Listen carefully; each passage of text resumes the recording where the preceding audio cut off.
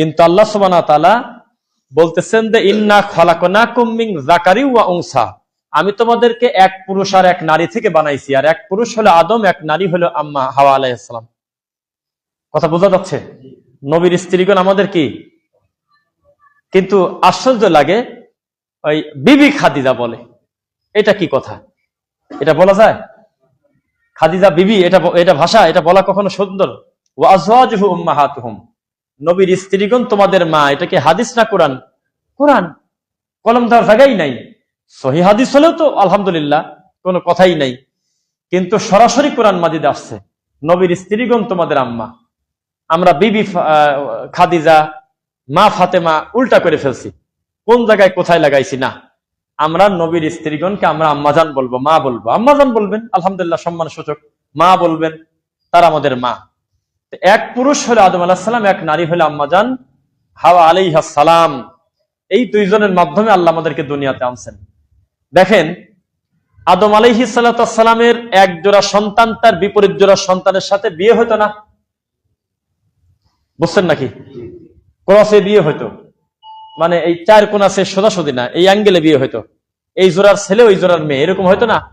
এখন কি দিতে পারবেন? তা হালাল ছিল, এখন হারাম। বহু কিছু শরীয়তে কম বেশ করা হয়েছে। বহু নবীর সময় শরীয়তে একটা সময় একটা জিনিস ছিল, হ্যাঁ, পরবর্তীতে ওটা ভেরি করে নাই, না হয়ে গেছে। বহু নিয়ম কানুনের পরিবর্তন হয়েছে উম্মার কারণে, সিচুয়েশনের উপরে, পরবর্তীতে সংযোজন বিয়োজন হয়েছে। আল্লাহ যা চেয়েছেন সেটা হয়েছে। তবে একটা জিনিসের পরিবর্তন কোনোদিন হয় নাই, আমি দায়িত্ব নিয়ে বলতেছি। আদম আলাইহিস সালাম থেকে শুরু করে ঈসা নবী পর্যন্ত, ঈসা নবী থেকে আমাদের নবী মুহাম্মদ সাল্লাল্লাহু আলাইহি ওয়াসাল্লাম পর্যন্ত যত আসমানি কিতাব আল্লাহ দিয়েছেন, যত নবী রাসূল দিয়েছেন, তার সংখ্যা আমরা স্পেসিফিক বলবো না। আমরা রিক্সে যাব না 1,24,000, মতান্তরে 2,24,000। একজন নাস্তিক প্রশ্ন করবে যে মতান্তরে হয় 19-20, আপনি 1 লাখ কম বেশ হয়ে গেল, এটা কোন হিসাব? ওটা রিক্স না নিয়ে আমরা বলবো অগণিত নবী রাসূল, কতটা আল্লাহ ভালো জানে। সহজ হলো না? গায়েবের ব্যাপারকে গায়েবের মতো রেখে দেবো। আমরা বলবো যে কত নবী রাসূল দুনিয়াতে আল্লাহ দিয়েছেন, আমরা এই চিন্তা করতে যাব না সংখ্যা নিয়ে। আমরা বলবো আল্লাহ তুমি ভালো জানো। তবে অগণিত নবী রাসূল, একই সময় একাধিক নবী ছিল, জানেন কিনা? একাধিক নবী ছিল, একাধিক রাসূল ছিল, আবার এক সময় একজন ছিল। এটা আল্লাহ যখন চেয়েছেন তার মাধ্যমে কাজ করেছেন। তবে যে কথা বলছিলাম, প্রত্যেক নবীর একটা দাওয়াত কমন ছিল, এটা কোনোদিনও পরিবর্তন হয়নি।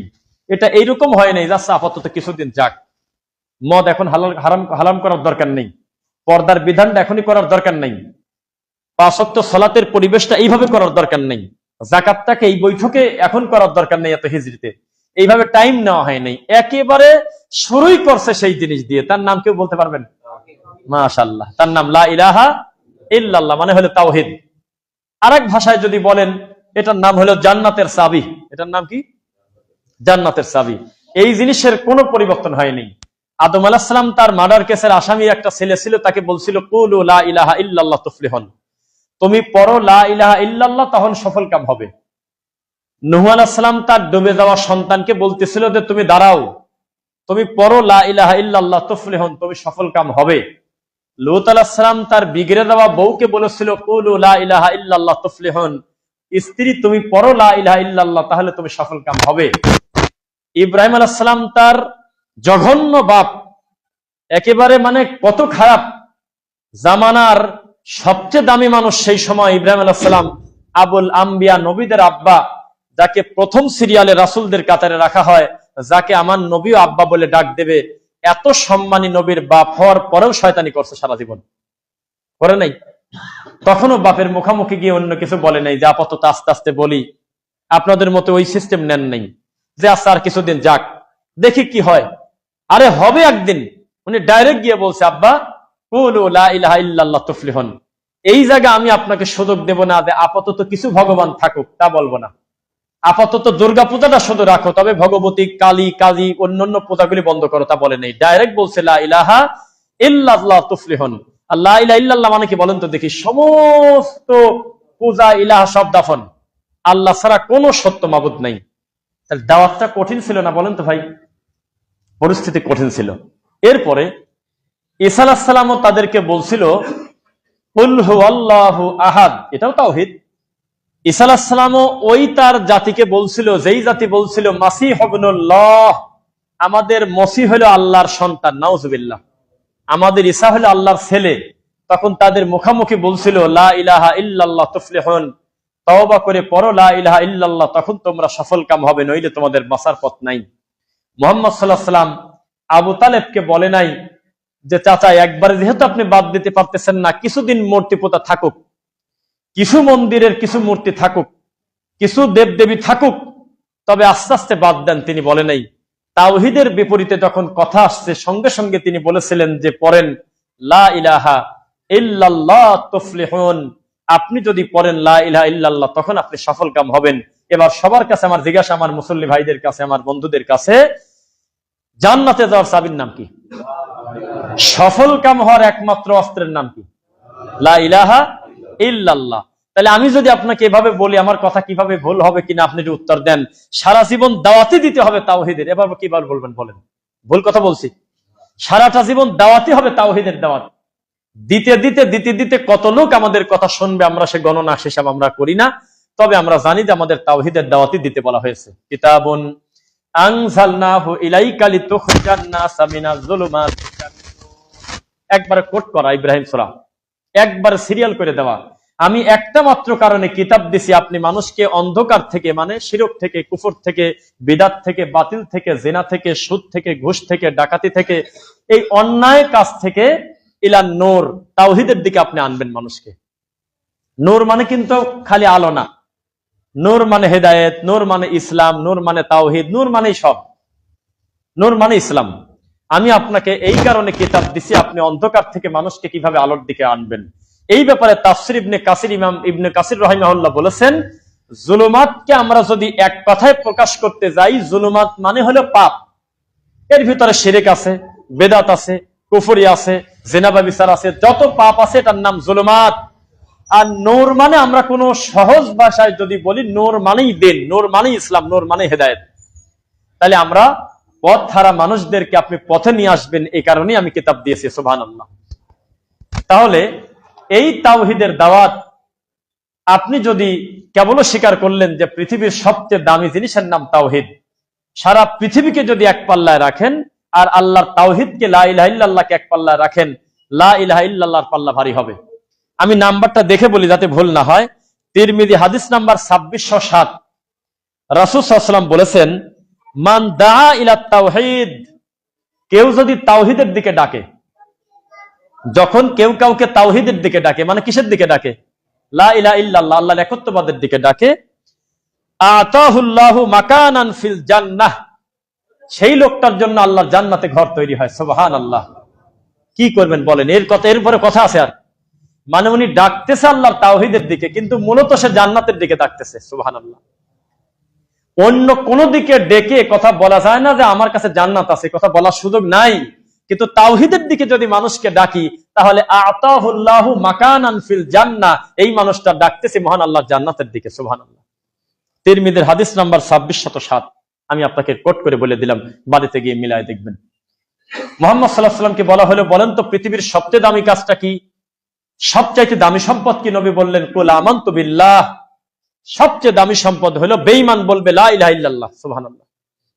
আল্লাহর নবী আবার বলেন তো দেখি, সবচেয়ে দামি জিনিসের নাম কি? রাসূল বললেন, সুম্মাস্তাকিম, একটু আগে যেটা বললাম এইটা নিয়ে পড়ে থাকাটা এর থেকে কঠিন।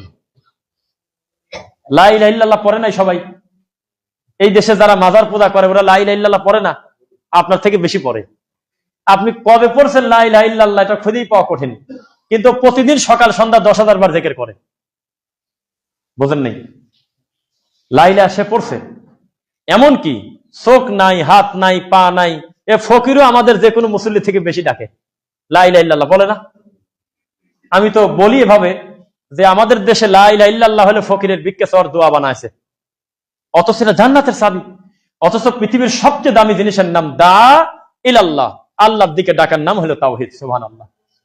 এই জিনিস এত ভ্যালুলেস বানায় ফেলছি আমরা। লা ইলাহা ইল্লাল্লাহ মানে কি? বাচ্চাদের বলতেছে আল্লাহ ছাড়া মাবুদ নাই, আর কিছুই কয় না। আল্লাহ ছাড়া মাবুদ নাই বলেই লালনের নাম নেওয়া লাগবে, সেটা তো জানে না। এই জায়গায় আছে যারা, তার বলতে হবে। লা ইলাহা ইল্লাল্লাহ বলেই চট্টগ্রামের এই মাজার পূজারীর নাম নিতে হবে, তো বোঝেই না।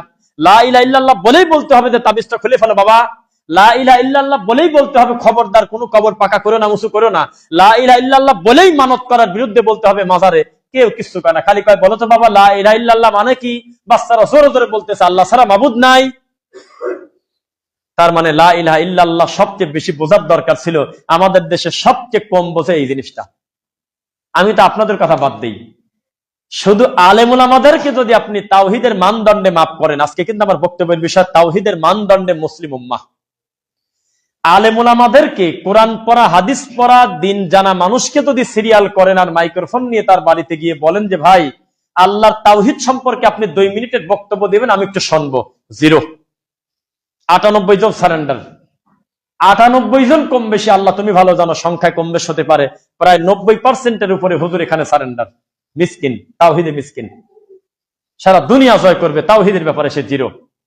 আমি এভাবে বলি, আলী রাদিয়াল্লাহু আনহু খুব বেশি হাদিস তিনি বর্ণনা করেছেন তা কিন্তু না, তিনি বলতেছেন লা তাআতা লি মাখলুকিন ফি মাসিয়াতিল খালিক। আমার নবী আমাকে শিখিয়েছে, আমার শ্বশুর আমাকে শিখিয়েছে, আমার ভাই আমাকে শিখিয়েছে, আমার কলিজার টুকরা মুহাম্মদ রাসূলুল্লাহ সাল্লাল্লাহু আলাইহি ওয়াসাল্লাম আমাকে শিখিয়েছে, কেউ যদি, মুহাম্মদ সাল্লাল্লাহু আলাইহি ওয়াসাল্লাম আমাকে বলেছেন কেউ যদি খালেককে অসন্তুষ্টি করে মাখলুককে খুশি করে তার চেয়ে হতভাগা কেউ নেই। ভাষা বুঝেছেন? মাখলুককে খুশি করতে গিয়ে কেউ যদি খালেককে বেদার করে তার থেকে হতভাগা কেউ নেই। তা আমাদের দেশে যারা আমরা ইসলাম প্রিয় মানুষ, যারা আমরা গোটা জাতিকে ধর্ম দিতে চাই, জানাতে চাই, বোঝাতে চাই, ধর্ম প্রতিষ্ঠিত করতে চাই, তারা সবচেয়ে কম যে জিনিসটা বুঝি সেটা হলো তাওহীদ। তার মানে সব ব্যাপারে আমরা ভালো, শুধু আল্লাহর তাওহীদের ব্যাপারে আমরা কিছু জানি না। একজন বলল যে লোকটা নামাজ পড়তো না কিন্তু বেচারার আচার ব্যবহার খুব ভালো ছিল। না, আমি হাসানোর জন্য বলি নাই, কথা সত্য। জানাজা দিয়েই বলতেছে হ্যাঁ নামাজ কালাম ঠিক মতো পড়তো না কিন্তু বেচারা মানুষ ভালো ছিল। কিভাবে ভালো থাকে? কি কয় এসব কথা? যা মুখের ভাষা এত সুন্দর আচরণ করতো কিন্তু নামাজটা পড়তো না, তো এই প্রশংসার দরকার আছে? যখন খালেকের সাথেই তার সম্পর্ক ভালো না, তো মাখলুকের সাথে সম্পর্ক আমি কি করবো? বোঝেন আমার কথা? এ যেন পরোক্ষভাবে বলতে চাচ্ছেন যে খালি একজনের সাথে খারাপ ব্যবহার হলে কি হয়, 99 জনের সাথে তার সম্পর্ক ভালো। একজন কে? আল্লাহ। 99 কে? আমরা। বেনামাজির ব্যাপারে তাই এই কথা আসবে? এটা না। একটা লোক সালাত পড়ে না, সিয়াম পালন করে না, যাকাত দেয় না, হজ করে না, কিন্তু আচার ব্যবহার ভালো, লেনদেন ভালো, ব্যবসা করে, মানুষের সাথে সদাচরণ করে, সব ভালো। এখন আপনি জানাজার পর প্রশংসা করতে পারবেন? শরীয়ত অনুমতি দিয়েছে? তাতে হিন্দুরও প্রশংসা করা যায়। আমাদের দেশের কিছু, আমি লাঠিটা রাখি, খুতবা একটু কড়া করেই দেই। তো বিষয় হলে আমাদের দেশের কিছু বেয়াক্কিলি মুসলিম আমরা আছি, অতিরঞ্জিত বাড়াবাড়ি করতে গিয়ে আমরা হিন্দুদের অমুসলিমদের প্রশংসা করি, যারে আমরা মুসলমান এত খারাপ, হিন্দুদের কি সুন্দর ব্যবহার জানো, ওরা ওজনে কম দেয় না, লেনদেন খুব ভালো। আপনি এভাবে কথা বলতে গেলেন কেন? এভাবে একটা কাফেরের প্রশংসা করতে গেলেন কেন আপনি? ও তো অমুসলিম, ওর কাছে লা ইলাহা ইল্লাল্লাহ নাই, ও বাউন্ডারির বাইরের লোক, ও মশারির বাইরে, ও অমানুষ।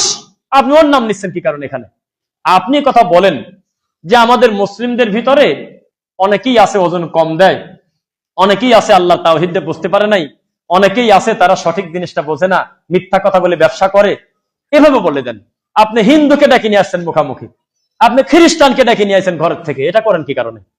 অমুসলিমের প্রশংসা খোলা মাঠে করবেন না, ব্যক্তিগতভাবে বোঝাতে গিয়ে বলবেন এই তুমি যে মিথ্যা কথা বললা একটু আগে, খ্রিস্টানরাও মিথ্যা কথা থেকে দূরে থাকে দুনিয়াবি সুবিধা নেওয়ার জন্য, তুমি নাও না কেন?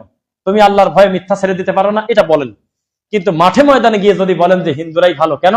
কারণ ওরা হলো ওজনে কম দেয় না আর মুসলমান কম দেয়, তো এটা পরোক্ষভাবে আপনি দিনকে খাটো করলেন না? আমাদের দেশের কিছু মানুষ মুসলমান ভাইকে ভালোবাসে না, হিন্দুর সাথে তার কি মহাব্বত! নাউজুবিল্লাহ মিন যালিক। সারা পৃথিবীর অমুসলিম আপনার প্রতি নারাজ হোক, কিচ্ছু করার নাই, আল্লাহর কসম। আর আরবিতে তারা কাফের, তারা মুশরিক। এখন অস্বীকার করলে তো আমার কিছু করার নাই, ওরা মুশরিক, ওদের সাথে আল্লাহর সম্পর্ক ভালো না। আমার আপনার সাথে যত আচরণই ভালো হোক, ভালোই বা হলো কিভাবে? ভালো থাকে না। এটা আমাদের একটা মাইন্ডসেট, আমাদের বোঝ। তারা তাদের কর্ম তারা ঠিকই করে নেয়, আমরা বুঝতে পারি না, তাই আল্লাহ হেদায়েত দিক, বলুন আমিন। যে কথা বলতেছিলাম, তাওহীদের থেকে দামি কোন জিনিস আছে বলেন তো একটু? এইবার সবাই প্রস্তুতি নেন, আমি এখন মানে মূলের থেকেও মূলে ঢুকে গেলাম। এখন আপনারা আমার কথায় কষ্ট নিয়েন না, যদি আমি অযৌক্তিক কথা বলি আমাকে বলবেন, আমি ভুল সংশোধন করে নেব ইনশাল্লাহ। আচ্ছা, আজকে থেকে মাত্র 15 বছর আগে এই কুষ্টিয়া সদরের আশপাশের কোন মানুষ এখানে যারা আছেন, জীবনে ভুল অক্ষরেও কোনোদিন ভেবে দেখেছেন এতগুলো তাওহীদবাদী ভাইকে এক জায়গা পাবেন? আপনি পান নাই। তো এগুলোকে আপনার দাওয়াত মনে হয় না? মানে আমাদের দাওয়াত মনে হয় না? আমাদের কয় যে জেলে তার জান নাই, আমরা তার জিহাদি না, কি বলেন আপনারা? আমরা তার একামতে দিন বুঝি না, এটা আমাদের পর অভিযোগ। তো তাদেরকে বললাম যে ভাই, লক্ষ লক্ষ মানুষ, হাজার হাজার মানুষ তারা মাজার পূজা ছেড়ে সত্য দিনে আসলো, এটা কি আপনার দাওয়াত একটু মনে হলো না ভাই? এটা কোনো দাওয়াত না, এটা কোনো একামতে দিন না, এটা মনে এটা সিরিয়ালে নাই, আল্লাহর কসম সিরিয়ালে নাই, কসম করে বললাম সিরিয়ালে রাখে না, এটা নাকি সিরিয়ালে নাই, এটা সিরিয়াল বাদ। এবার একটা কথা বলি, আমরা আলিয়া মাদ্রাসায় পড়াশোনা করেছি, কওমি মাদ্রাসায় পড়াশোনা করেছি 15-20টা বছর ধরে। আমাদের হুজুরদের মাধ্যমে, আলেমদের মাধ্যমে আমরা কেন জানতে পারলাম না যে তাবিজ কবজের ব্যাপারে আমার নবী শিরিক শব্দ ব্যবহার করছে? কেন জানার নাই? উত্তর দেন আমাকে। তাহলে আপনি এতদিন ধরে কি একামতে দিন করলেন আমাকে বলে দেন, আমি মেনে নিচ্ছি। আর আমরা যারা আপনার মতো অত হাইব্রিড হুজুর না, অত জিহাদি মাওলানা না, এরপরেও আমরা আমাদের যাদেরকে মুনাফিক বলে গালি দেন, আমরা এই ছোট ছোট করে দাওয়াত দিতে দিতে গর্ব করে বলতে পারি আল্লাহর জন্য, ব্যক্তির জন্য না, হাজার হাজার মানুষ আমাদের বক্তব্যের মাধ্যমে তাবিজ কবজ ছেড়ে ফেলছে, আলহামদুলিল্লাহ। তো এটাকে আপনি তাও একামতে দিন বলবেন না ভাই? এটা কোন লজ্জার কথা বলেন? আমাদের গ্রামে আল্লাহ, আমি মিথ্যা বললে তুমি তো লানাতুল্লাহি আলাল কাযিবিন বলে দিয়েছো, মিথ্যাবাদীর প্রতি আল্লাহ লানত, এটা তো অটোমেটিক, আমি চাওয়ার সাথে সম্পর্ক না। মিথ্যা যে বলে তার প্রতি আল্লাহর কি বলেন তো ভাই? লানত। আমি দায়িত্ব নিয়ে বলতেছি, আমি আমার জীবদ্দশায় এই দিন গ্রহণ করছি, কয়েক বছর আগের কথা বলতেছি, তার আগ পর্যন্ত আমার শিক্ষা জীবনে, ওস্তাদের জীবনে, পড়াশোনা করার জীবনে, মাহফিল শুনতে যাওয়ার জীবনে, ওস্তাদদের কাছে বসার জীবনে আমি এই কথা কোনোদিন শুনতে পাই নাই জীবনে যে পীর মুরিদের সিস্টেমটা এটা সুন্নাহ পদ্ধতি না। এই কথাটা তারা মুখ দিয়ে বলে নাই। কেন বলে নাই? এরাও তো ইকামতের দিনের পক্ষের হুজুর। মানে তাওহীদের সবচেয়ে বড় খেদমত আল্লাহ যাদেরকে দিয়ে নিয়েছে, তাদেরকে আপনার পছন্দই হচ্ছে না। কি মুশকিলে পড়লাম বলেন? এই দেশের মহিলারা, আমাদের মা বোনরা আমাদের খুতবা কিন্তু শুনতেছে, আলহামদুলিল্লাহ পড়ি আমরা। তাদের জন্য যে আমরা একটা স্পেস করতে পেরেছি, এটা রবের শুকরিয়া আদায় করি। পরবর্তীতে অফিসিয়ালি তাদের জন্য বড় জায়গা তো থাকবেই। আপাতত অন্তত 40-50 জন মা বোন সালাত করবে, সেই ব্যবস্থা অলরেডি হয়েছে, আলহামদুলিল্লাহ। তো মা বোনরা, আমাদের মায়েরা, বোনরা কেন আমাদেরকে ডেকে বলে যে আমাদের আজ 50 বছরের জীবনে কোনোদিন এই কথা শুনি নাই যে মহিলা মানুষ হয়ে রুকু সিজদা করতে হবে পুরুষের মতো, এই জীবনে শুনি নাই। এই কথা বলে কি কারণে? আপনি কোথায় ছিলেন? বলে তো নাই, মানি নিচ্ছি। মানে আমি একামতের দিন বুঝলাম না, অথচ আমাদের বক্তব্যের মাধ্যমে আমাদের মা বোনরা জানতে পারলো যে পুরুষ মহিলার নামাজ 2 রকম নামাজ আল্লাহ নবী রেখে যায় নাই। তাহলে আপনি এতদিন কি করছেন? উত্তর দেন, আমি শুনে নেই। এই দেশের মানুষ কেন আজ 50 বছর পর একটা বৃদ্ধ জালসায় হাত তুলে বলল যে আমি আজকে থেকে জীবনে তাবিজ কবজ আর নেব না, আমি আজকে জানলাম যে এটা শিরক? আজকে কেন বললো? ওই লোকটা 40 বছর আগে জানলো না কেন? আপনি কি করলেন এতদিন? তাহলে এগুলি আপনার তাওহীদ মনে হচ্ছে না, একামতের দিন মনে হচ্ছে না। এইটা আমাদের কষ্ট ভাই। এই দেশের মানুষ দাড়ি না থাকলে বলে না যে ভাই তুমি দাড়ি নিয়ে আসো মসজিদে, টুপি না থাকলে বাড়ি পাঠা দিয়েছে। কত প্রমাণ নেবেন আপনি? আমরা ছবি ফেসবুকে দিছি একটা প্রসঙ্গে, এখন আমাকে লিখতেছে, এরে রফিকুল তোর টুপি কোথায়? তুই তো কাফের। টুপি নাই আমার মাথায়, আমি কাফের। তোরা ইহুদি খ্রিস্টান, আমরা তো জানি, কারণ তোর মাথায় টুপি নাই। আচ্ছা কোন এই জাতি আপনি কিভাবে বোঝাবেন? সারাটা জীবন এই জাতি সবচেয়ে দামি জিনিসের কোন প্রয়োজনই মনে করে নাই বক্তব্য, তার নাম হলো তাওহীদ। আপনি ঢুকে পড়েন তো এলাকায় এলাকায়, আজকে যান আমার খুতবার পরে, এই প্রত্যেক ফ্ল্যাটে ফ্ল্যাটে গিয়ে মাহারাম পাঠিয়ে দিয়ে দিয়ে বলেন যে তাওহীদ কাকে বলে। 99 জন শতকরা পারবে না। কেন পারবে না? এটাই তো তার জানা, এটাই তো দাওয়াত, এটাই তো আদম আলাইহিস সালাম দিয়েছে, এটাই তো নূহ আলাইহিস সালাম দিয়েছে, এটাই তো ইব্রাহিম আলাইহিস সালাম দিয়েছে, এটাই তো মুহাম্মদ সাল্লাল্লাহু আলাইহি ওয়াসাল্লাম দিয়েছে। সবার তো দাওয়াত একটাই, কুলু লা ইলাহা ইল্লাল্লাহ তুফলিহুন। আপনি জানতেন না কি কারণে? এত কাজ হচ্ছে তাও বলতেছেন যে একামতের দিন আমরা বুঝলাম না।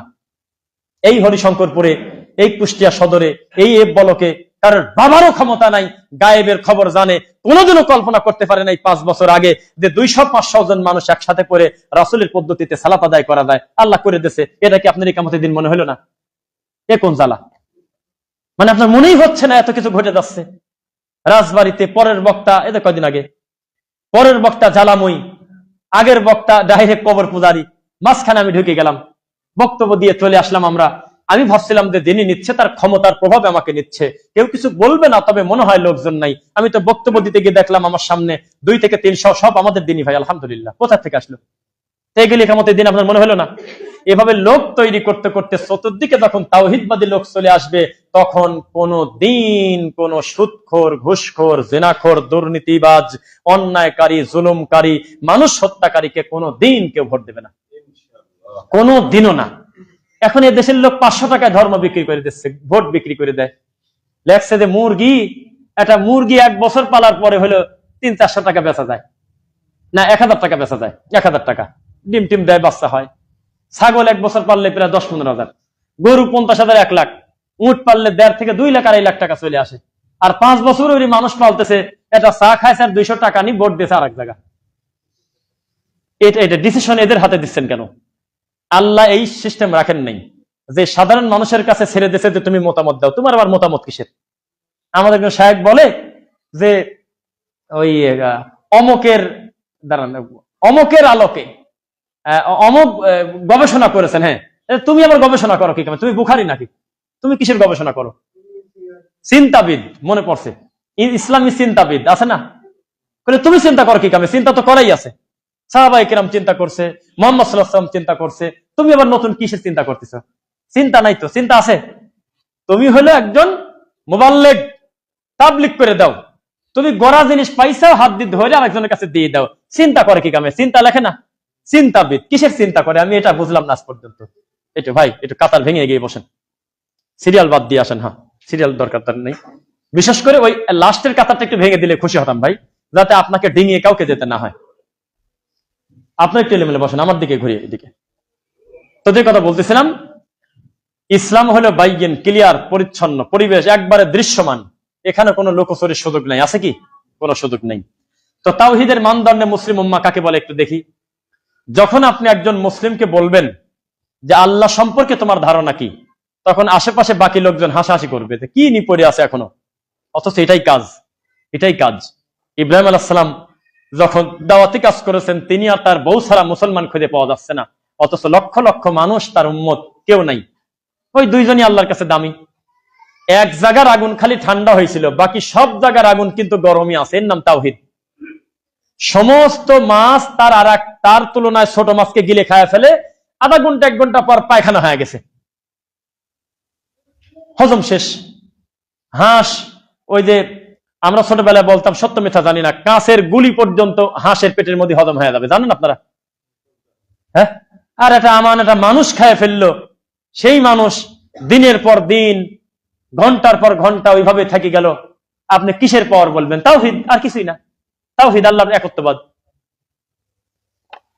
আসিয়াকে আগুনে ফেলে দিল, তিরমিজির হাদিসে ওইভাবে ডাইরেক্ট বলা নাই, তবে মুফাসসিরিন কেরাম বলতেছে যে না, দুনিয়াতে থাকতে তিনি জান্নাতের নিদর্শন, জান্নাতের তামান্না, জান্নাতের নিয়ামত মহান আল্লাহ তাকে দেখার সুযোগ দিয়েছেন, আলহামদুলিল্লাহ।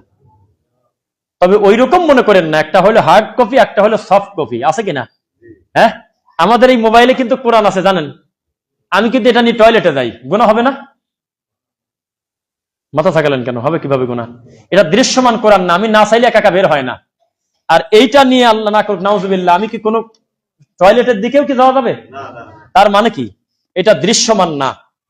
তো আসিয়াকে মহান আল্লাহ জান্নাতের নিয়ামত দেখিয়েছেন, কিন্তু মূল জান্নাত যেটা বলা আইনুং রাত, ওটা দুনিয়ার চোখ দিয়ে দেখা যাবে না, ওয়ালা উযুনুং সামিয়াত, দুনিয়ার কান দিয়ে শোনা যাবে না, ওয়ালা খতর আলা কলবি বাশার, অন্তর দিয়ে অনুধাবন করা যাবে না, এটা বিষয়টাই আলাদা।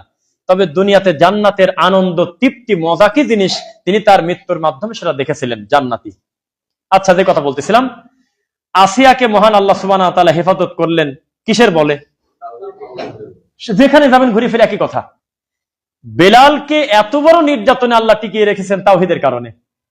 জিহ্বায় নড়াচড়ার জায়গা নাই, তবুও সে আহাদ আহাদ বলতেছে উপরের দিকে তাকিয়ে, তাওহীদ। যেখানেই যাবেন ইসলামের যত বিজয়, ব্যক্তি যত মর্যাদাশীল হয়েছে আল্লাহর কাছে, তাওহীদের কারণে। কিসের কারণে? আর আপনি এখন আপনার কাছে প্রশ্ন, আপনি আমাকে উত্তর দিবেন, বর্তমান মুসলিম উম্মাহ কোন জিনিসে সবচেয়ে বেশি মিসকিন? তাওহীদে মিসকিন, তাওহীদে মিসকিন। তাওহীদে যদি মিসকিন না হবে, তাহলে এই সংখ্যাগরিষ্ঠতার বড়াই করে, বেশি ভোটের আশা করে, সংখ্যাগরিষ্ঠের দোহাই দিয়ে তারা এভাবে কথা বলতে পারে না। তারা মনে করতেছে আমাদের সংখ্যা বাড়াতে হবে। জি না, কোনোদিনও সম্ভব না। তাওহীদ হলো সবচেয়ে বড় পাওয়ারফুল জিনিস। তাওহীদের কারণেই আল্লাহ সুবহানাহু ওয়া তাআলা যুগে যুগে বড় বড় বড় বড় মাজলুমকে জালেমের হাত থেকে হেফাজত করেছেন, আলহামদুলিল্লাহ। এবার একটা কথা বলি, সবাই এইভাবে ভাঙি কেউ বলছে আমি জানি না, তবে আমি নতুন কিছু দিতে আসি নাই, আমি একটু ডিপ করে একটা কথা বলি ভাই। এই মসজিদের সমস্ত লোকের কাছে আমি ছাড়িয়ে দিলাম কোরআনের একটা আয়াত, যে ভাই তুমি যেভাবে বোঝো আমাকে জমা দাও। সবার বুঝ কি এক হবে? উত্তর দেন। তা আপনার মতামত চাইছে কিনা? আপনার তাই মতামতই নেব না। মতামত তো নেওয়াই নাই হাদিসে। আমরুহুম শুরা বাইনাহুম, এই মসজিদ কমিটির বিচক্ষণ লোকরা সবার সামনে বলবে আমরা মসজিদে ওই পাশে আমরা একটু কাজ করতে চাচ্ছি, আপনারা কি বলেন? তার মানে আপনি মতামত না দিলে কাজ বন্ধ করবে, এত সোজা না, কাজ হয়েই যাবে। আপনাকে বলা, পারলে শরীক্ষণ দোয়া করেন, এটার ভিতরে আল্লাহর বরকত আছে, ব্যাস।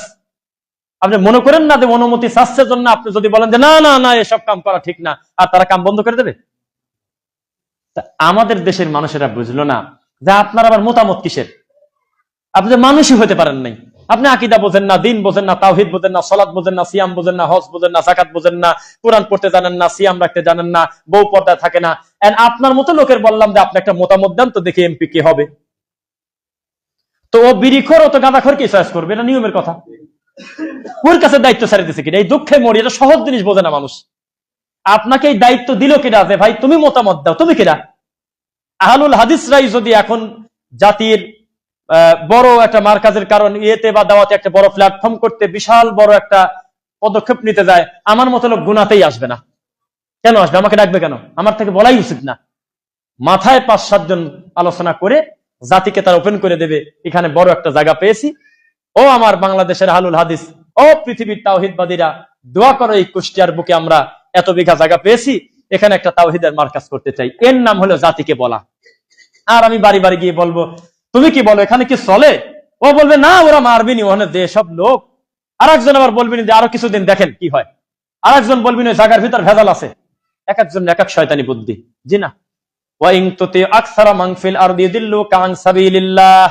অধিকাংশ লোকের মতামত নিতে গেলে তারা গোমরা করে ফেলবে আপনাকে। কথা মুহাম্মদ সাল্লাল্লাহু আলাইহি ওয়াসাল্লামকে বলতেছে। কোন কথা বলতে গেলে গায়ের লোম দাঁড়া যায়। রাসূলকে বলতেছে আপনি সব লোকের মতামত নিতে যান না, অধিকাংশ লোকের। ওরা আবার কি মতামত দেবে? আপনাকে মতামত দেবে, আমি আল্লাহ ওহী দেব, আমি আপনাকে সিদ্ধান্ত দেব। কথা বুঝতেছেন তো? আল্লাহ সুবহানাহু ওয়া তাআলা ইচ্ছা পোষণ করেন, সিদ্ধান্ত কথাটা তার সাথে যান না। এটা আমি আপনাদেরকে রিপিট করে জানাই দিচ্ছি। কেউ একজন বলেই ফেললো যে আল্লাহ সিদ্ধান্ত নেছে আমরা ক্ষমতায় যাবো। আল্লাহ মাফ করুন, কত নরম করে আর বলবো, আজকে বলতেই চাইছিলাম না। বলতেছে আল্লাহ সিদ্ধান্ত নেছে যে উঠে পড়ে লাগছে আল্লাহ, এবার সিদ্ধান্ত নেছে আমরা জয়ী হব। আল্লাহ সিদ্ধান্ত নেয় না, বিশ্বাস করেন, আল্লাহ সিদ্ধান্ত নেয় না। আমি বলতেছি, কেউ থাকলে চ্যালেঞ্জ করেন। আমি বলতেছি আল্লাহ কোনো সিদ্ধান্ত নেয় না। তাহলে কি করে? ইচ্ছা করে। সিদ্ধান্ত নেয় হলে আমার মতো জাহেল, সিদ্ধান্ত নেয় আপনার মতো গরু ছাগল, আমার মতো নাদান। আমরা সিদ্ধান্ত নেই, আমরা ভুলি। সিদ্ধান্তটা ঠিক হবে কিনা দুইজন ডাক দেই, দেখি ওনারা কি বলে। এর নাম সিদ্ধান্ত। সৃষ্টিকর্তা আল্লাহ, তার বলে সিদ্ধান্ত নেওয়া লাগে। তার হলো মতামত কিসের? তিনি হলো কোন ফায়াকুন, ইচ্ছা করবেন। তিনি ইচ্ছা করলে পৃথিবী হবে, তিনি ইচ্ছা করলে আকাশ বাতাস হবে, তিনি ইচ্ছা করলে জমিন থাকবে। তিনি ইচ্ছার উপরে কিন্তু গোটা পৃথিবী আছে, জানেন কি? সিদ্ধান্ত কথাটা মাখলুকের উপরে যায়, খালেকের সাথে যায় না। আচ্ছা, যে কথা বলতেছিলাম, তাওহীদ। তাওহীদ কাকে বলে আমি আপনাকে আরেকটু বোঝাই, তারপর বলি। তাওহীদ হলো আল্লাহর একেবারে চূড়ান্ত যেটা হয়ে গেছে, আল্লাহর ইচ্ছা যেটা একেবারে চূড়ান্ত হয়ে গেছে, এটার উপরে আপনাকে আর কোনো জোরাজোরি আলোচনার অবস্থা রাখা হয়নি। আপনি বাড়ি বাড়িতে গিয়ে কথা বলতে পারবেন না যে আচ্ছা মদ কি হারাম করা যায় কিনা একটু ভেবে দেখো তো। এই কথা আপনি বলবেন না, মদ হারাম হয়েই আছে। আপনি আবার মতামত দিবেন কি? আপনি বললেন যে আমাদেরকে যদি ভোট দেন আমরা সংসদে গিয়ে মদ হারাম করব। কয় কি? মদ বলে সংসদে হারাম করবে? হারাম তো হয়েই আছে। বলেন যে আমি সংসদে গিয়ে আমি বাস্তবায়ন করবো, ইনশাল্লাহ। বাস্তবায়ন এক জিনিস আর হারাম এক জিনিস। হারাম হয়ে নাই ভাই, হারাম তো হয়েই আছে। আপনি হারাম করবেন কিভাবে? হারাম হওয়া জিনিস তো। তাওহীদ হলে আপনার মতামত নেবে না কেউ, তাওহীদ হয়েই আছে। আল্লাহর একত্ববাদে যদি আপনি আঘাত দেন তাহলে আপনি মানুষ না। আপনাকে যে হিসেবে সৃষ্টি করা হয়েছে আপনি উদ্দেশ্য বাস্তবায়ন করতে পারেন না। লাহুম কুলুবুল্লাহ ইয়াফকাহুনা বিহা ওয়া লাহুম আয়ুনুন লা ইউবসিরুনা বিহা ওয়া লাহুম আযানুন লা ইয়াসমাউনা বিহা উলাইকা কাল আনআমি বাল হুম আদাল। যা বোঝার দরকার ছিল বোঝেন নাই। যা শোনার দরকার ছিল শোনেন নাই, যা দেখার দরকার ছিল দেখেন নাই, অনুভূতি হারিয়ে ফেলেছেন, এখন আপনি আর মনুষ্যত্ব হারিয়ে ফেলেছেন। ওই যে দেখবেন বিভিন্ন স্কুলে ওই যে দেওয়ালে লেখা থাকে, শিক্ষা প্রতিষ্ঠানে, ভাই দেখছেন কিনা, 2 সপ্তাহের বেশি জ্বর, সম্ভবত কালা জ্বর, অনেক জায়গায় লেখা দেখছি আমি। কালা জ্বর কিন্তু সাধারণ জ্বর থেকে খুব ডেঞ্জারাস, জানেন কিনা? তো যেই লোকটা গুনাহ করতে করতে করতে করতে তওবা করার ফিলিংসটাই হারায় ফেলছে, এটা তো মানুষ, তার এখন আর কোনো কাজ করে না, আল্লাহর ভয়ে কাজই করে না, তার ভিতরে অনেক পাপ করতেছে কিন্তু তার ভিতরে ফিলিংস নাই যে এটা একটা পাপ, এই অনুভূতি তার ভিতর থেকে হারিয়ে গিয়েছে। এটা কি মানুষ আছে আর? সেই মানুষ আমাকে ভোট দিবি, তারপর আমি বুঝবো যে আমি ভালো না খারাপ, কোন বিপদে পড়লাম, ওর কাছে ভোট চাইছে কিনা? মুশকিল। এক ভাই আরেক ভাই চোখ তুলে দিচ্ছে, মনে করেন দিচ্ছে না কিছুদিন আগে, ওর কাছে দেওয়া বলতেছে যে তুমি আমাকে দেখো। ও কি দেখবে আমাকে বলেন? ওর ভাই দেখে না, ওর বোর দেখে না, মাক দেখে না, বোনের দেখে না, ও আমাকে দেখবে, কি দেখবে আমার? ওর কাছে আমি কিভাবে মতামত চাই, কোন হিসাবে চাই? আল্লাহর কসম, মুসলমানের গরুর গোয়ালে, ওয়াল্লাহি আল্লাহর কসম, ওয়াল্লাহি আল্লাহর কসম, ওয়াল্লাহি আল্লাহর কসম, আমার রক্তীয় আত্মীয়, নিকটতম আত্মীয়র বাড়িতে দেখছিলাম, কোন আত্মীয়তা না বলি, গোয়াল ঘরের ভিতরে গণেশের ছবি, না সরি মনসার ছবি, মনসা দেবী। মুসলমান, তারা জুমার নামাজ পড়ে, অন্য নক্তের নামাজও কম বেশি পড়ে, বাড়িতে হাফেজ হুজুর আসি কোরআন পড়ে। কেন? তো বলতেছে প্রায় 30-35টা গরু আছে, এখানে সাপ আসবে না, মনসা দেবী রাখি। তা কি ওই লোক আমাকে ভোট দিলি বসবো যে আমি এটা ভালো লোক কিনা? এটা হলো ওর মতামত চাইছি আমি, ওটা মানুষ। ওটা তাওহীদের মানদণ্ডে যদি আসেন ভাই, তাহলে আমরা খুব একটা ভালো দিকে মুসলমান নাই, এটা তো মেনে নিছেন আপনারা। যদি তাওহীদের মানদণ্ডে আসেন, তাহলে আমি বলবো মুসলিম উম্মাহ আমরা খুব একটা ভালো দিকে যাচ্ছি না, এটা আপনাকে বুঝতে হবে। আর ইহুদি খ্রিস্টান কারা, এটা তো বুঝে গেছেন নাকি? গণতন্ত্র বানাইছে কারা, এটা বোঝেন নাই না? 3 বছরের বাচ্চাকে ধর্ষণ করার পর তাকে চাবায়ে খায়, এটা দেখতেছেন না মনে হয় ফেসবুকে? না, ওরা গাঁজা কি এতই কম পরিমাণ খায়, নেশা কি এতই কম পরিমাণ খায়, আপনার মনে হলো যে ওরা একটা মন্ত্র বানা ছেড়ে দিবি মুসলমানের কাছে, আর সেইটা করে মুসলমান জান্নাতে চলে যাবে, এত সোজা? মুসলমান, আমি তো বলি মাজহুল ব্যক্তির থেকে, মাজহুল মানে কি ভাই? অপরিচিত। মাজহুল ব্যক্তির ফতোয়া নেওয়া যায়। ওই যে অনলাইনে কিছু লোকের বক্তব্য দেখবেন, চেহারা দেখা যায় না কিন্তু একেবারে ওয়াজ করে, সেই ওয়াজ আছে নাকি? নাম না বলি, আছে কিনা? হে ভাই, তুমি কোথায় আছো? তুমি কি এখনো উটের শব্দ শোনো না? তুমি কি এখনো যুদ্ধে নামবে না? কিন্তু ও কোন জায়গায়? এই তো আমি দুঃখে মরি, ও আছে কোন জায়গায়? ওর সাথে যাবো না আমি? ও নাই। সবাইকে রক্ত গরম করি না। রাত 12টার সময় যদি কানে হেডফোন নিয়ে যদি ওদের বক্তব্য শোনেন, আপনি মনে হবে যে আমি ফজর নামাজ সালাম ফিরি, আমি খোরাসান চলে যাব, আমি ইসরায়েলে কিছু রাখবো না, মারি দিয়ে আসবো। তুমি এখনো ঘুমিয়ে আসো, নির্যাতিত বাচ্চা এই রক্ত দিয়ে তুমি গোসল করতে চাও? তুমি দুনিয়া কোথায় যাচ্ছে তুমি কি বোঝো না? তুমি কি নামাজ রোজা ছাড়া আর কিছুই চোখে দেখো না? এমন ভাবে আবেগ নিয়ে কথা বলতেছে, কিন্তু ওর লোক খুঁজে পাওয়া যায় না, ও নাই, ও মাজহুল। এর থেকে এলেম নেওয়া যায় না, কারণ ওর টার্গেট আমি বুঝতে পারতেছি না, তো আছে কোন জায়গা, বোঝেন না মনে হয় ভাষা। তাহলে যেই ইহুদি খ্রিস্টান 3 বছরের বাচ্চা মেয়েকে ধর্ষণ করে জীবন্ত তাকে জবাই করে তার কাবাব বানিয়ে তার মাংস খায়, আর সে যদি কোনো কিছু আপনার ঘাড়ের উপরে চাপিয়ে দেয়, সেই জিনিস নিয়ে আপনি জান্নাতে চলে যাবেন, কল্যাণ পাবেন, জান্নাত থাক, কল্যাণ পাবেন, এটা আপনার মনে হলো ভাই? আমি একমাত্র লোক সেটা আমি বলি না, অনেকেই হয়তো বলছে।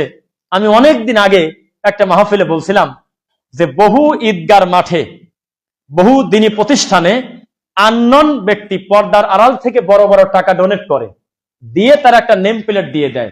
চেষ্টা করবেন একটু তদন্ত করে যে ব্যক্তি আছে কোন জায়গা। ঈদগার মাঠে টাকা দিলে আর নিয়ে নিলেন, এত সস্তা? ইহুদি খ্রিস্টান কি দৃশ্যমান টাকা দিয়ে যদি আমার মসজিদ করতে চায়, এটা আমার জন্য কল্যাণকর হবে? তার এত বিপদ, তারা এই ঈদগার মাঠ করে দিচ্ছে মুসলমানের সিসিটিভি ব্রাক থেকে। জানেন না সিসিটিভি ব্রাক? কিছুই চেনেন না নাকি? গ্রামে গ্রামে সিসিটিভি ছিল না, ছাগল কিনে দিত, গরু কিনে দিত না? ওরা ঈদগার মাঠ করে দিয়েছিল আমাদের এলাকা এক জায়গায়। মানে ও বলি এত বিপদে পড়ছে, স্বর্গে যাওয়া এতই বিপদ যে মুসলমানদের ঈদগাহ করে দেয়। কি কামে করে আপনি বোঝেন না?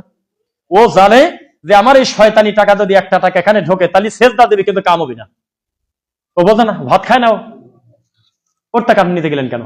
ও তো অস্পষ্ট ব্যক্তি, ও তো কাফের মুশরিক, ওর থেকে আপনি কিভাবে নেবেন? দৃশ্যমান কবিরা গুনাহগার। আল্লাহ হেদায়েত দিক, বলুন আমিন।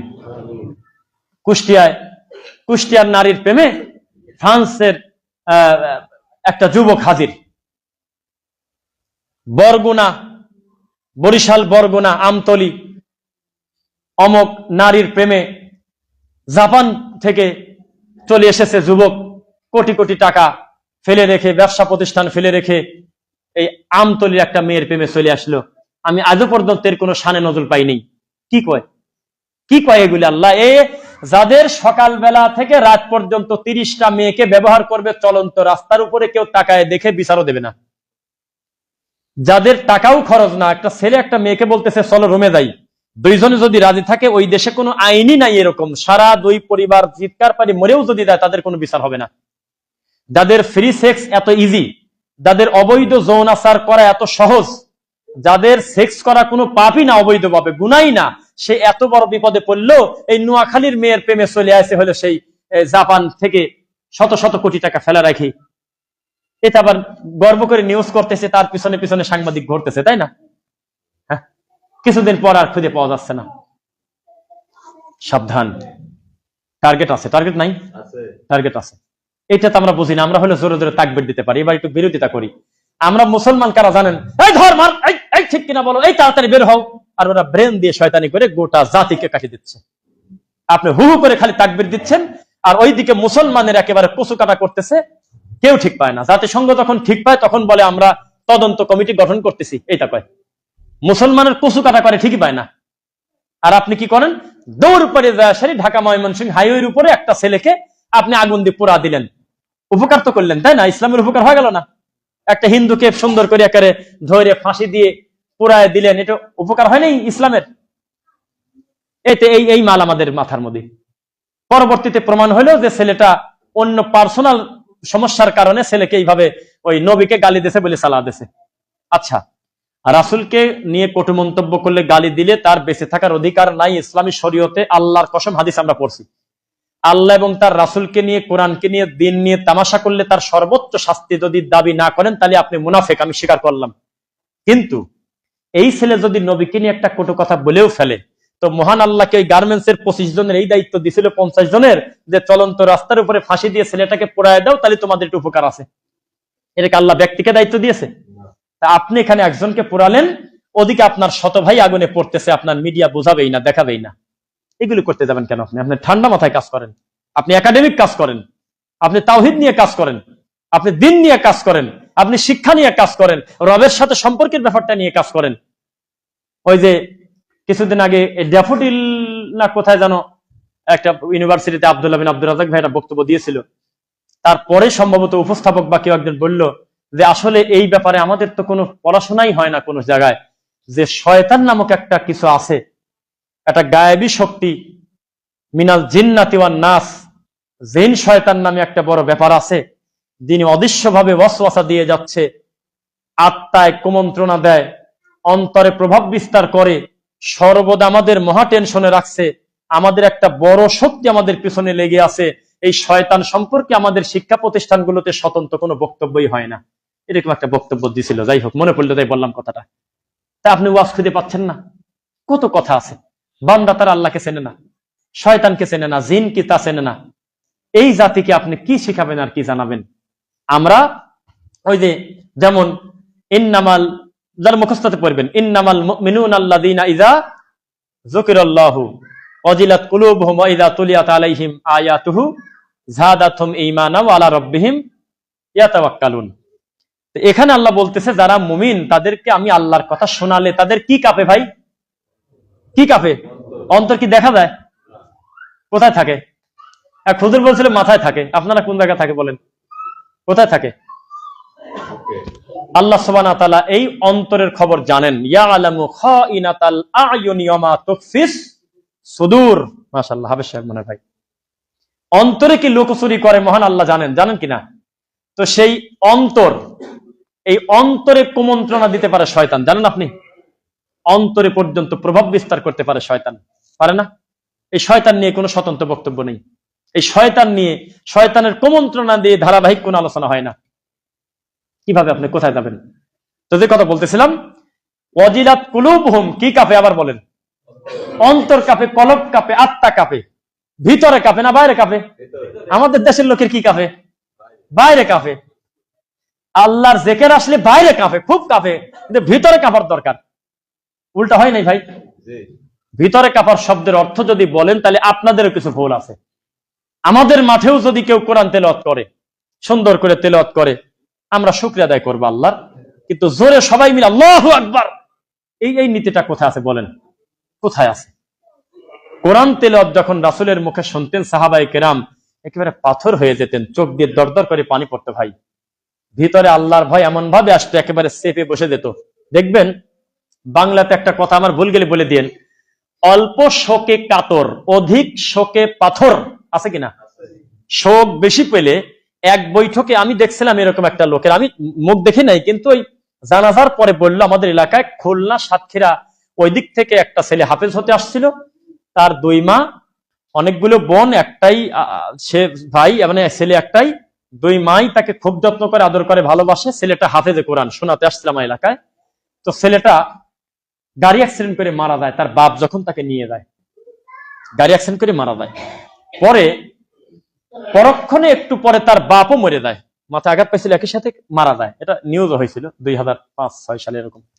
মারা যাওয়ার পর ওই যার স্বামী মারা গেল আর ছেলে মারা গেল, তিনি নাকি ওই কথাবার্তা বলে না কিছু কারোর সাথে, চুপ করে বসে থাকে। কোনো কেউ কিছু খেতে দিলে মুখটুক সরায় খেতে দিতে হয়। এর নাম অধিক শোকে পাথর। তো কোরআনে জাহান্নামের কথা আসতেছে, কবরের শাস্তির কথা আসতেছে, আর আপনি বলছেন আল্লাহু আকবার, আরে জোরে জোরে আপনি তাকবীর দিচ্ছেন, আপনি পাথর হয়ে যাবেন, চোখ দিয়ে পানি আসবে। ওসমান রাদিয়াল্লাহু আনহুর মতো দাড়ি বেয়ে বেয়ে পানি পড়বে জমিনে কোরআনের আয়াতের এই ভরে, এই কথা, এই ভারত, এই ওজনে। আর আমাদের বাইরে কাঁপে, শরীর কাঁপে, জেকের আসলি খালি শরীর কাঁপে, লাভ দিয়ে ওঠে, কাঁপে, এই দিক কাঁপে, ভিতরে কাঁপবে। অজিলাত কুলুবুহুম, এই কাঁপাজার যত বেশি, ওয়াইদা তুলিয়াত আলাইহিম আয়াতুহু যাদাতুহুম ঈমানা, তার ঈমানের গতিও তত বাড়ে। সুবহানাল্লাহ। তাওহীদের ওয়াজ শুনলে কোনো টেস্ট পাওয়া যায় না, যদি এই তাওহীদের ওয়াজটা সম্পর্ক কার সাথে? আল্লাহর সাথে। আল্লাহ সুবহানাহু ওয়া তাআলা আমাদের আল্লাহর তাওহীদ বোঝার তৌফিক দিন। জুমার খুতবার প্রথম পর্ব শেষ করছি। বারাকাল্লাহু লানা।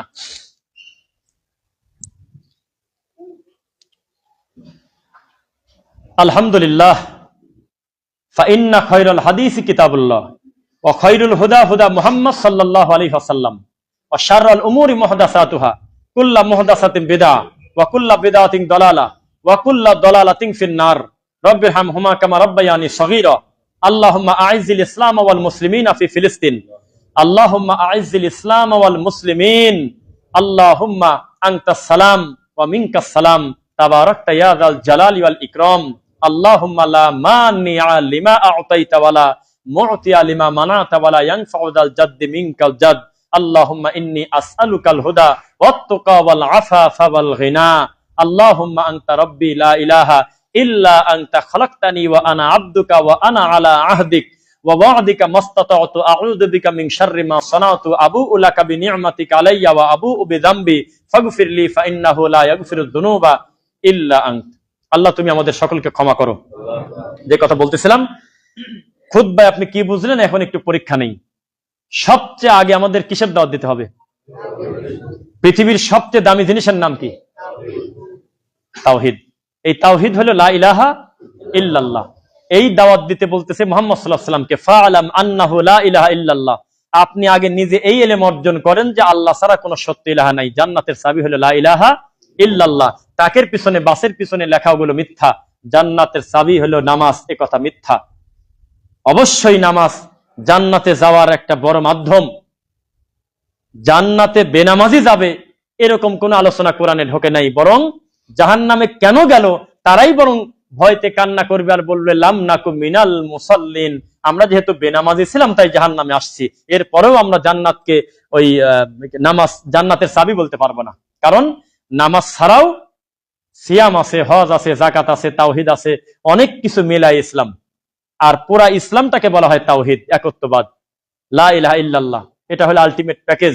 তো জান্নাতের চাবির নাম হলো লা ইলাহা ইল্লাল্লাহ। ওই হাদিসটা আবার বলে তিরমিজির 2609, মান দা ইলা তাওহীদ, কেউ যদি কাউকে তাওহীদে ডেকে ফেলে মানে কি ভাই তুমি শিরক ছাড়ো তাওহীদে আসো, এটাই তো কথা নাকি?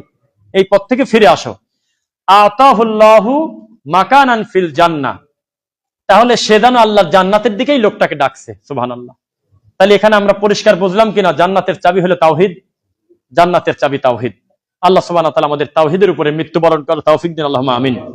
মা বোনদের জন্য আমাদের স্বতন্ত্র কোনো বক্তব্য খুব কম হয়, অথচ মহিলাদের জন্য কিন্তু বাজারগুলো open, market open, cinema hall open.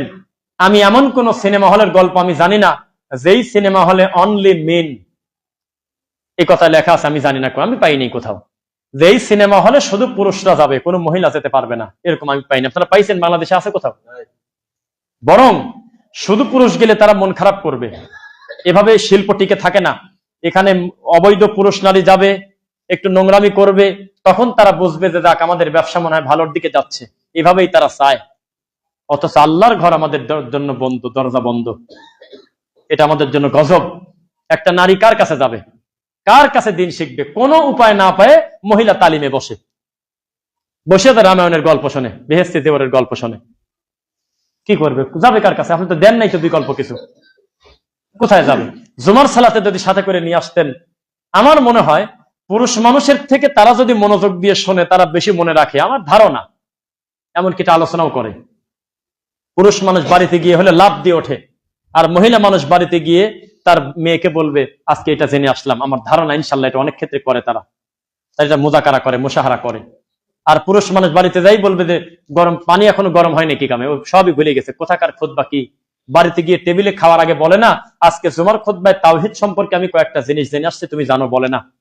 যদি বলতেন, আর হুজুরের যেটা বলার কথা যদি বলতো, আজ 50 বছর পরে মহিলারা কেন বলতেছে যে আমাদের সেজদা যে আঁটো হয়, হাত বিছায় দিয়ে সেজদা দেই, এটা যে চলবে না, এই এখন আমরা শুনলাম। এখন বলে কি কারণে?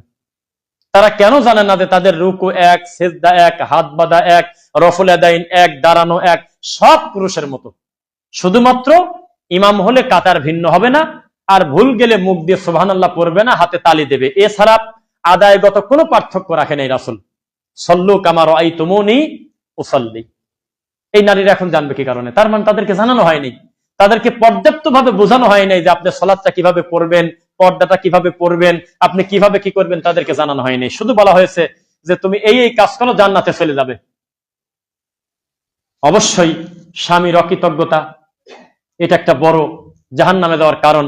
রাসূল সাল্লাল্লাহু আলাইহি ওয়াসাল্লাম উল্লেখ করে দিয়েছেন যে তোমাদেরকে আমি অধিকাংশ দেখেছি জাহান্নামে নারী তোমরাই বেশি, কিছু পুরুষ আছে, কারণ তোমরা বেশি বেশি অকৃতজ্ঞ, তোমরা খোটা দানকারী, তাসাদদাক না, বেশি বেশি সাদাকা করো আর আল্লাহর কাছে পানা চাও, আল্লাহ ক্ষমা করবেন ইনশাআল্লাহ। তারা অকৃতজ্ঞ। 25 বছর সংসার করছে, একদিন কোনো কারণে একটু ত্রুটি হয়েছে, বলতেছে পাগলের সাথে সংসার করে আমার জীবনই শেষ। কি বিপদ! পুরুষের কোনো ব্যক্তিত্ব থাকা যাবে না, আত্মসম্মান থাকা যাবে না। বড় বড় বিবাহধারী ছেলে মেয়ের সামনে তার স্বামীর সাথে মানে দুনিয়ার অকথ্য ভাষায় গালিগালাজ ঝগড়া করে, তাহলে এই বাচ্চা ছেলে মেয়ে কি ওই বাপকে মূল্যায়ন করতে পারবে? হ্যাঁ, এটা ব্যক্তিত্ব নষ্ট করে দিলেন না? ছোট বাচ্চার সামনে রাত দিন ওই স্বামীর সাথে আপনি ঝগড়া করতেছেন, তাহলে এই বাচ্চা কিভাবে ডাকলে আসবে না? বলবে আমি যাবো না। কোনো প্রয়োজনে ডাকলে, পানি চাইলে বা আম্মা কি বাবা আমার জন্য এটা নিয়ে আসা যাবে না, কাজের মার তাসার অভ্যাস নাই।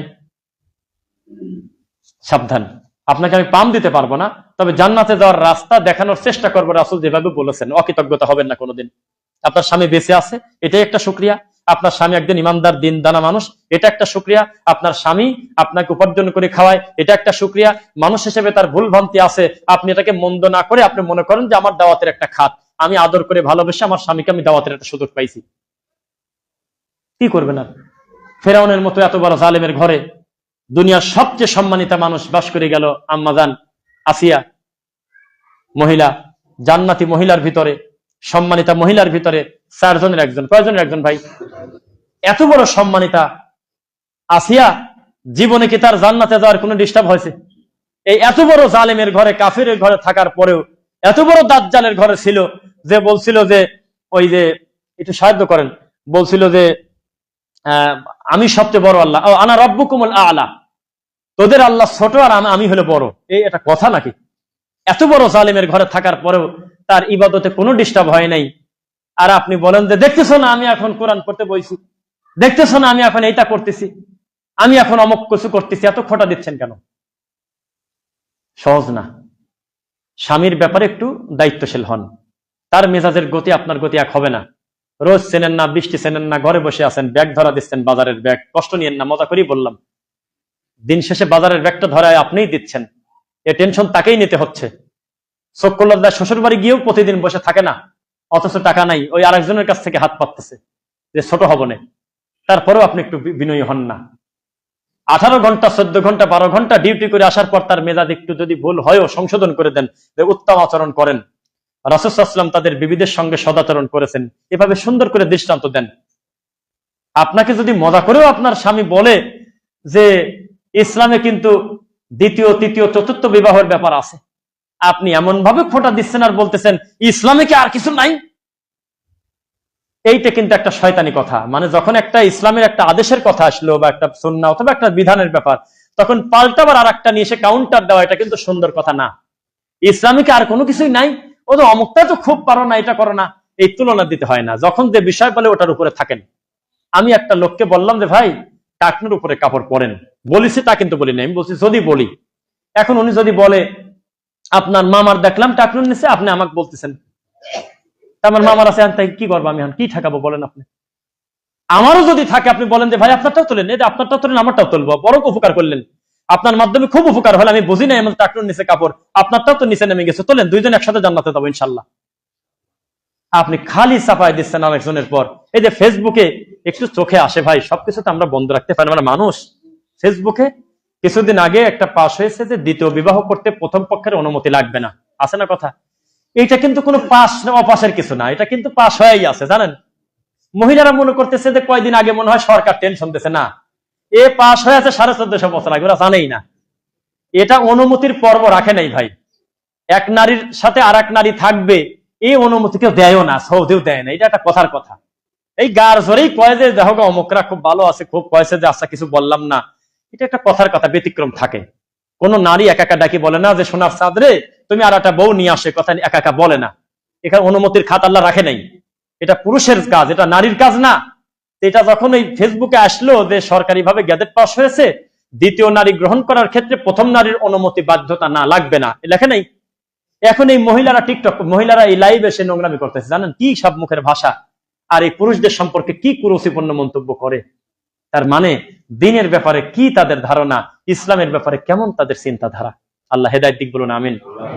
খবরদার, আমি মজা করতে গিয়েও যাতে শরিয়ার বিপক্ষে, দিনের বিপক্ষে, তাওহীদের বিপক্ষে এমন কোনো কথা না আসে যে কথার জন্য আমাকে আল্লাহর কাছে জবাবদিহি করতে হবে।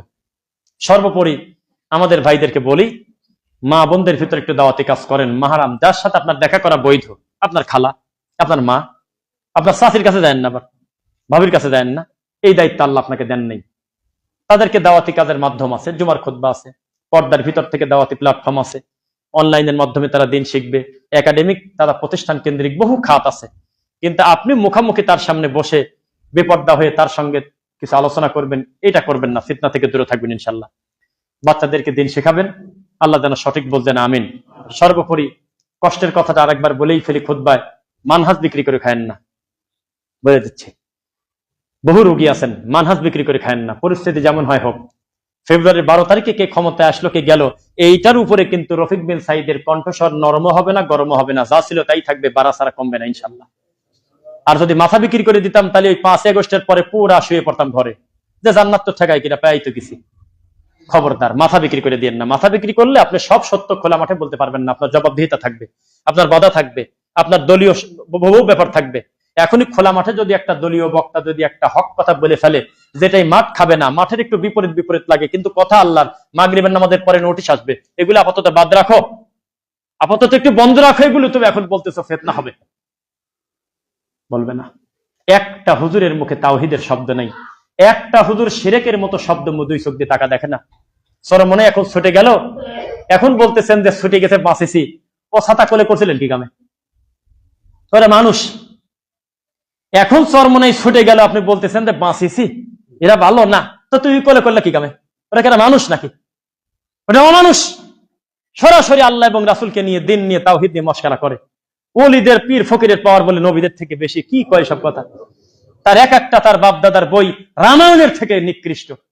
আপনি এখন কোলের মধ্যে করে ঘুরিয়ে নিয়ে একটা শিরক আপনার চোখে পড়লো না, আসলে আমার গণেশ বুকে আসো, সবকিছু মানিয়ে নিলেন। অনেকদিন পর যখন ভাগাভাগি মিললো না, তখন বলতেছেন বেঁচে গেছি। ও কয় যে আমিও বাঁচেছি, কয় যে আমি হলে ইউসুফ নবী। কি বিপদ কও? কয় 10 জন মিলে আমাকে ঠগাইছে, আমার আরো বেশি সিট লাগতো, আমি এখন বেঁচে গেছি, আমি একাই এখন প্রধানমন্ত্রী হব। এইসব দায়িত্ব নেন কি কারণে? এর দায়িত্ব মানুষ নেয়? এইসব কথা সহ্য করা যায়?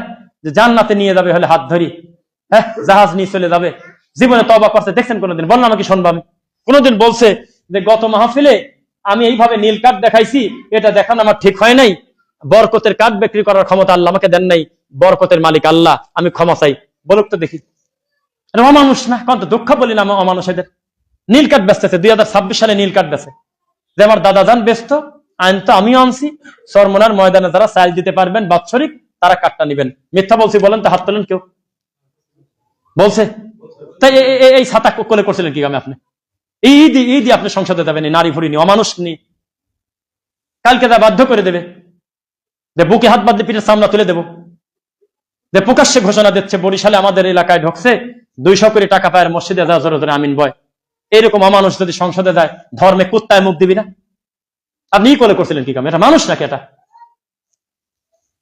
ল্যাংটা লোককে বাদ দেন, আপনি আল্লাহ তাওহীদের উপরে থাকেন। কতটুকু ভালো কাজ করতেছেন মন্দ কাজ করতেছেন এটা বলার দায়িত্ব আমার না। অন্তত বলতে পারতেন যে আল্লাহ আমি আমার জায়গা থেকে চেষ্টা করছি। আপনি কিছুই বাঁচতেছেন না।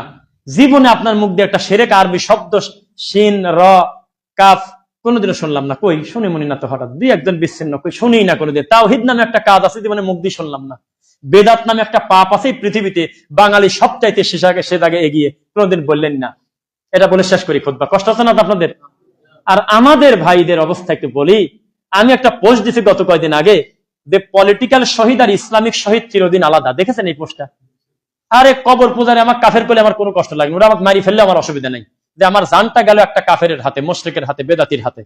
আমাদের দিনী ভাইরা কমেন্ট করতেছে বেশি ওস্তাদি হয়ে গেল না? তার মানে কোন দিক টানতেছে আপনি বোঝেন? খারেজি কিভাবে তাকে ধরে ফেলছে। আমি বলছি পেটের পীড়ায় মরে গেলে শহীদ, আমি বলতেছি সাফা লাগি মরে গেলে শহীদ, আমি বলতেছি আত্মরক্ষা সম্পদ রক্ষা করতে মরে গেলে শহীদ। এরকম বহু খাত আছে কিনা শহীদ? তাহলে নামের আগে কি শহীদ দিয়ে দিবেন? আপনি কি ডাকতে বলা হয়েছে? এই কথা বলা হইলো শহীদে মৃত্যু, আর নামের আগে শহীদ উল্লেখ করে দেওয়া এক জিনিস হলো ভাই? শহীদ গায়েব না? শহীদ গায়েব না হাজির? আপনি বলেন যে আল্লাহ আমরা তো তার ব্যাপারে সুধারণা রাখি, আল্লাহ আমার ভাইটাকে তুমি শহীদ হিসাবে কবুল করো, এটা বলতে পারেন না? আপনি ডিসিশন নিয়ে নিলেন শহীদ। কেমন আহলে হাদিস আপনি? কোন চাটুকার, কোন দালাল, কোন মানহাজ বিক্রি করা ভণ্ড, কোন পোল্টিবাদ আপনি? আপনার মতো লোক আপনি বলেন যে আমি শহীদ বললাম না? কি কয় সব কথা? গায়েবের দায়িত্ব বলে আমি নেব? যতই সে লোক ভালো থাকুক, আমি দোয়া করবো আল্লাহ তুমি শহীদ হিসাবে কবুল করো, আল্লাহ আল্লাহ তুমি তাকে ক্ষমা করো, আল্লাহ আল্লাহ তুমি জান্নাতুল ফেরদাউস দিও। নিষেধ আছে ভাই? আমি আগে ডিসিশন নিলাম শহীদ অমুক, বলা যায় না? এখানেও তো মনে হয় কেউ কেউ দ্বিমত করবেন, পরে মনে হয় বলবেন না নাকি? এখানে বলেন তো দেখি, আল্লাহ নবীর কোন সাহাবীর নামের আগে রাসূল স্পষ্ট করে বলেছে শহীদ অমুক? বরং কথা বললে ঠকে যাবেন, শহীদ সাহাবীরা বললে আল্লাহ নবী বরং আরো নাকচ করে দিয়েছে। দুইটা প্রমাণ। একটা হলো কাফের তীর বিধে পরে মরে গেল নবীর খাদেম হিসাবে মেদাম, আল্লাহ নবী বলল যে ও শহীদ না, ও জান্নাতে যাবে না।